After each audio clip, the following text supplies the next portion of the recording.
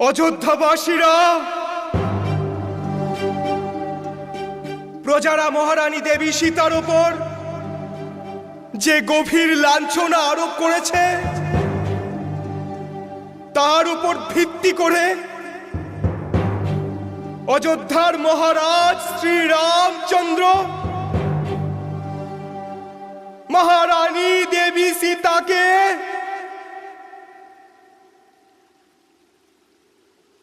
পরিত্যাগ করেছে।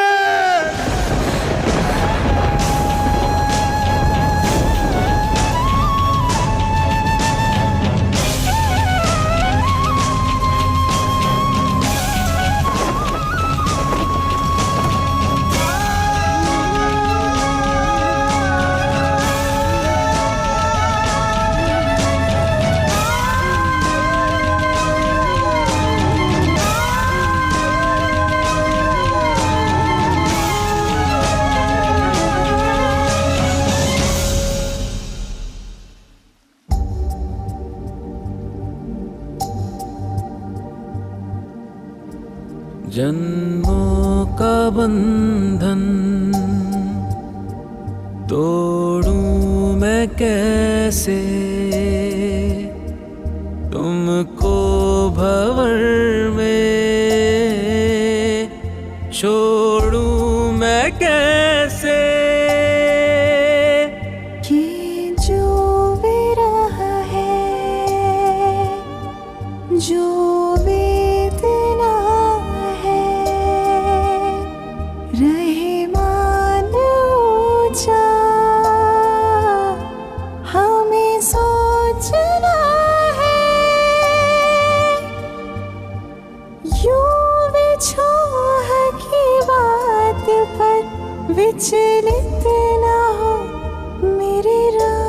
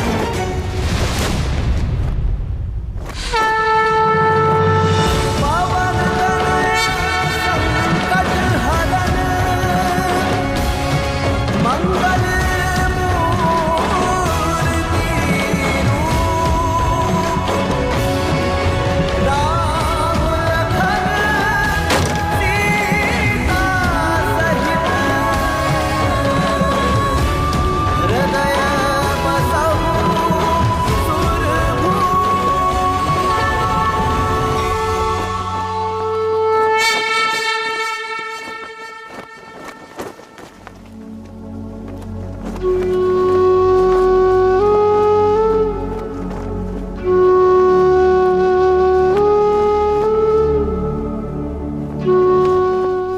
আমাকে ন্যায় দিয়েছেন তার সাথে এত বড় অন্যায় হতে পারে না।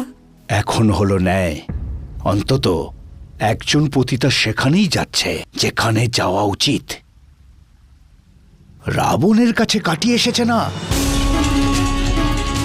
রঘুবংশের মান রক্ষক শ্রী রামচন্দ্রে, মাননীয় পুরুষোত্তম শ্রী রামচন্দ্রে, মাননীয় পুরুষোত্তম শ্রী রামচন্দ্রে, মাননীয় পুরুষোত্তম শ্রী রামচন্দ্রে, মাননীয় পুরুষোত্তম শ্রী রামচন্দ্রে, মাননীয় পুরুষোত্তম শ্রী রামচন্দ্রে, মাননীয় পুরুষোত্তম শ্রী রামচন্দ্রে, মাননীয় পুরুষোত্তম শ্রী। বন্ধ করো এই জয় জয়কার।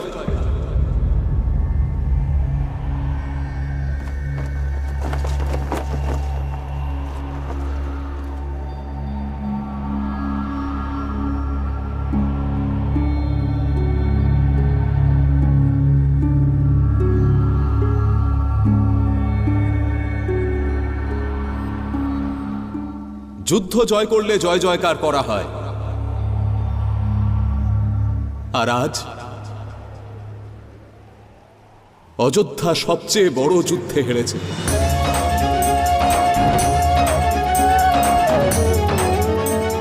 একজন স্ত্রীর নিজের বাড়ি ছেড়ে যাওয়াতে জয়ধ্বনি দেওয়ার ভাবনা কেবল আমাদের পুরুষদের হতে পারে। কেন স্ত্রীদের জন্য ভিন্ন নিয়ম আর পুরুষদের জন্য ভিন্ন? কেন সন্ধে হতেই তাদের বাড়ি ফিরে আসা আবশ্যক? কেন তারা রাতে কোথাও থাকতে বাধ্য হলে তাদের চরিত্রহীনা বলবো আমরা?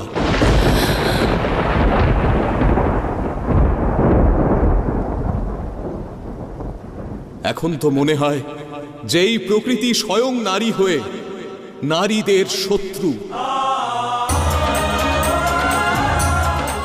আর সেই জন্যেই সূর্যদেব একজন স্ত্রীর চরিত্রের সাক্ষী। সূর্যাস্ত পর্যন্তই থাকেন, কিন্তু এই সূর্যবংশীয় রামের নিজের স্ত্রীর পবিত্রতা সম্পর্কে জানতে কোনো সাক্ষীর দরকার নেই।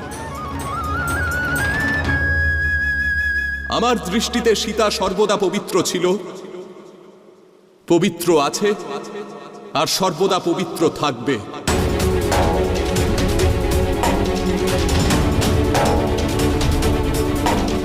আমি সীতাকে পরিত্যাগ করিনি, বরং একজন রানী এক নারীর মর্যাদা রক্ষা করার জন্য এই সিদ্ধান্ত নিয়েছে, আর তার স্বামী আমি তার এই সঠিক সিদ্ধান্তে তাকে সমর্থন করেছি।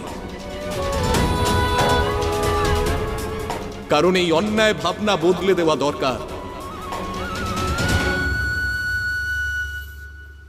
আমি অযোধ্যাপতি রাজার রূপে অবশ্যই নিজের প্রজাদের সেবা করব, কিন্তু এই সীতাপতি রাম সেই জীবনই ব্যতীত করবে যা তার স্ত্রী বনবাসে ব্যতীত করবে।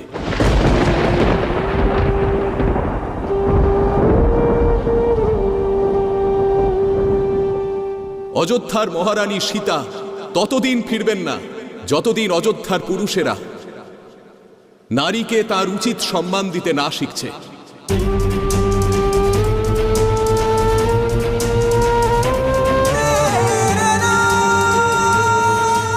আমাকে পুরুষোত্তম বলে ডাকবেন না, কারণ এই রামকে পুরুষোত্তম করে তোলার মর্যাদা এখন অযোধ্যা ছেড়ে চলে যাচ্ছে।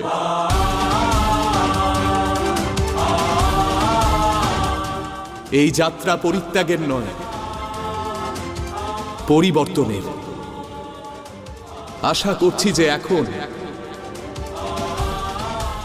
জয়ধ্বনি পুরুষের জন্য নয়, নারীর জন্য করা উচিত। জয়ধ্বনি রামের নামে নয়, সীতার নামে হওয়া উচিত।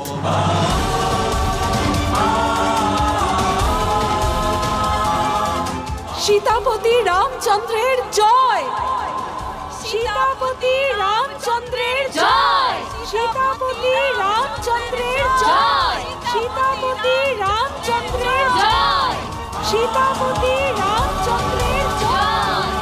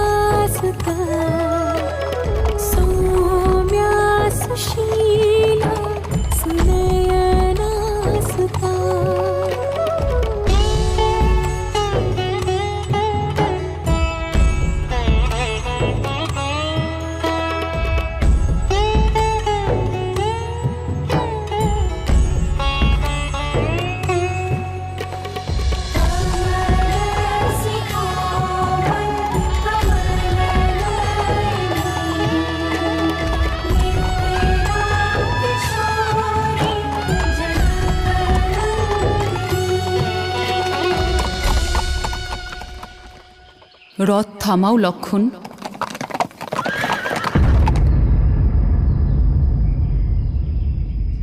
আমাকে এখানেই ছেড়ে তুমি ফিরে যাও।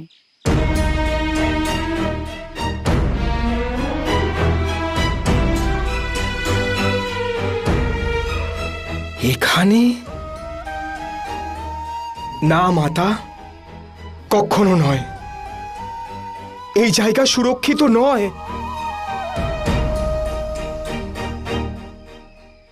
তোমার জ্যেষ্ঠ আমাকে বনে ছেড়ে আসারই আদেশ দিয়েছিলেন লক্ষণ।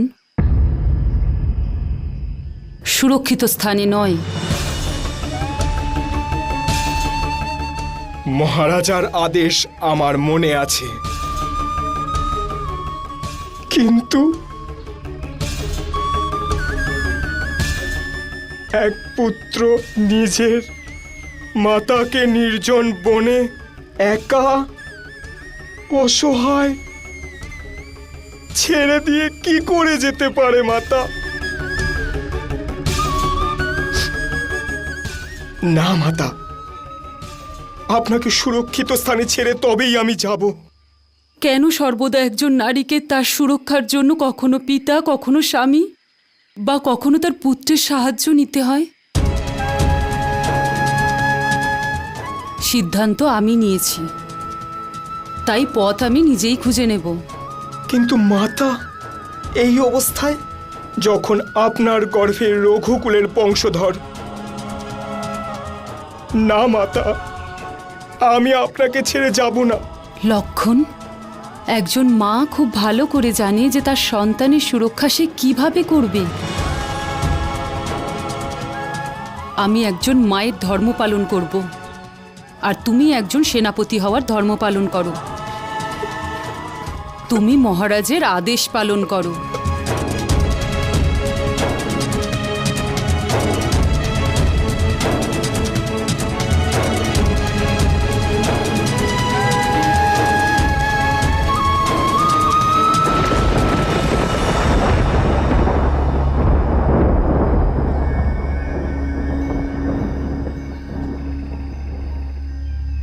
মহারাজের আদেশ পালন করা সেনাপতির ধর্ম, কিন্তু ওই পথের কাঁটা যাতে কোনোভাবে মায়ের পায়ে না বেঁধে সেটা দেখা এক পুত্রের কর্তব্য। এই অধিকার আমার থেকে কেড়ে নেবেন না মাতা।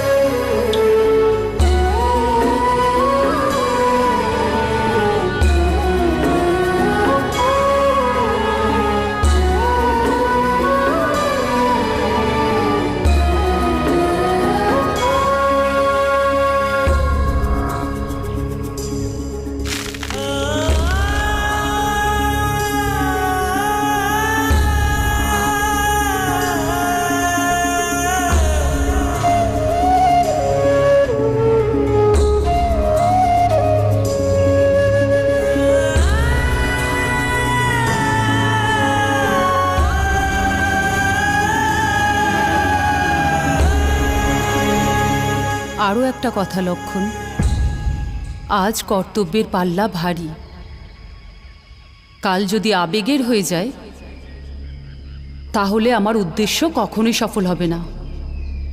কথা দাও কখনোই যেন কেউ জানতে না পারে যে আমি কোন দিকে গেছি। শ্রীরামও যেন জানতে না পারে।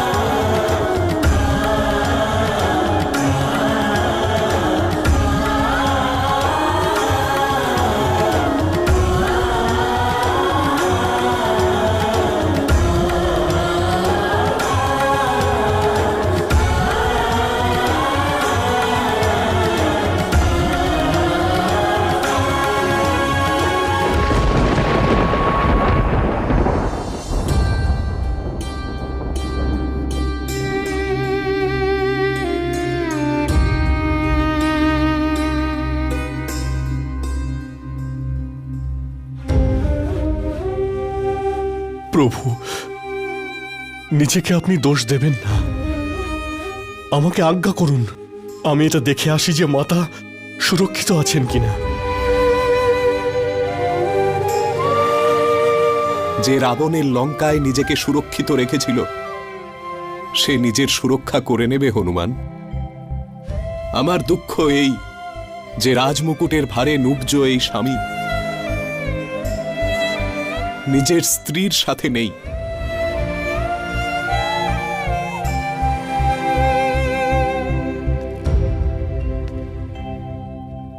সীতা একাই লক্ষ্য ঠিক করেছে, কিন্তু একাই রাস্তা খোঁজার অভ্যেস এখনো বাকি আছে।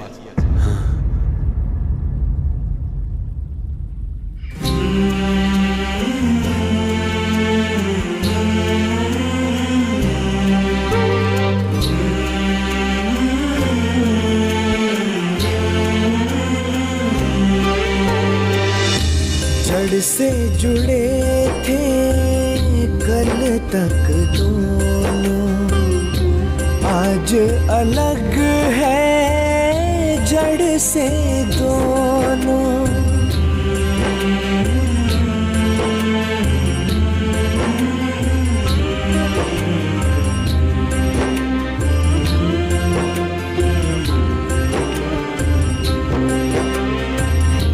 कैसी विधि ने रचना रची है, सीता पुनः वन आ पहुँची है।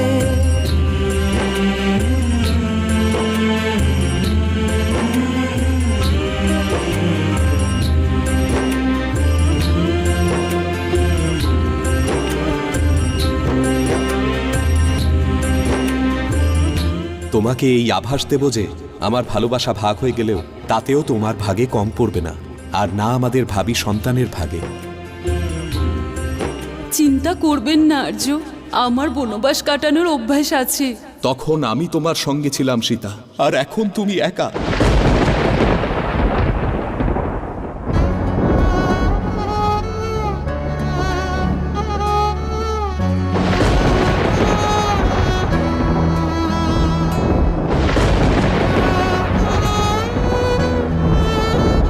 প্রজারা মহারানী দেবী সীতার উপর যে গভীর লাঞ্ছনা আরোপ করেছে তার উপর ভিত্তি করে অযোধ্যার মহারাজ শ্রীরামচন্দ্র মহারানী দেবী সীতাকে পরিত্যাগ করেছে।